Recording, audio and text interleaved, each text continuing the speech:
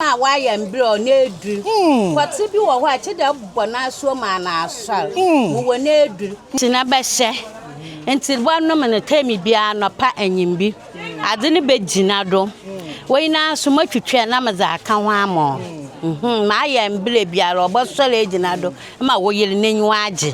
Ntina zonoman saswe obi oho nyama nsano zonoman san bafa kakra na di nso egu ha nso ne senti wom o chala senti wom nti bafa kakra anopoke me na age na anom mane so no ma bibi enyije bebe fie pa obaye edu na ya wana no be start and obedzimbre kakra sade odi guma be 30 minutes ansa age nti ogbedu enyimbiri na age kama na wanom but me prache do onum enyimbiri na oba start do riye obaye adwuma pa enyimbiri na obenya matchin nti od match no wo kwa park no do wo bobore na wa hye goal fefefe ina iso ye bibidru side effects bi enyo ka kiro on chino nka mo bi na stroke anya hwe o mo press o mo hwe ono bo na me na so bi hia bia na wa afro me number 0541 77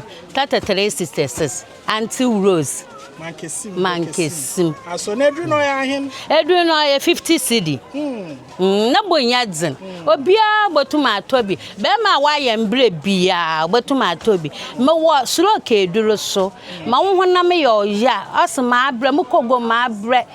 Ni sisu ya ne ya. Ni nyina bi wo ho. Iba benya bi. Wenya wo no me ya zo do frefre. Ma atmedase. Nyame nhira wa so. Thank you. Na won buy ahen. Member why 7. 7. One could say show na wura na ahonze ne kan wo.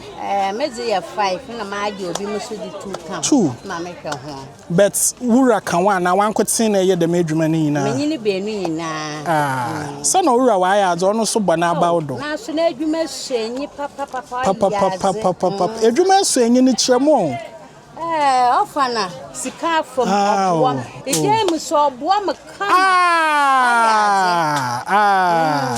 nti sese a megina he mama nyina happy Mother's Day mama ho afinsia paso ma to Sunday be celebrate to special eye to Auntie Rose mo ga kasim gate na to na baze me ton la tanyama eduru bi apa bi aba benye bi ato eduru chire member nyinu fo wade ya nyama bi ana member siafo mo wo be ma wa ya mbro na eduru kwati bi wo ho a chede bona so ma na asal mo wo na eduru benyi no yo kode ma ala ma abre obo ade no ye adwuma eduru no wan ye na eduru no wa mo obi sesi ye bi ma ye nhwe ye nya advert mo na nkofo mbra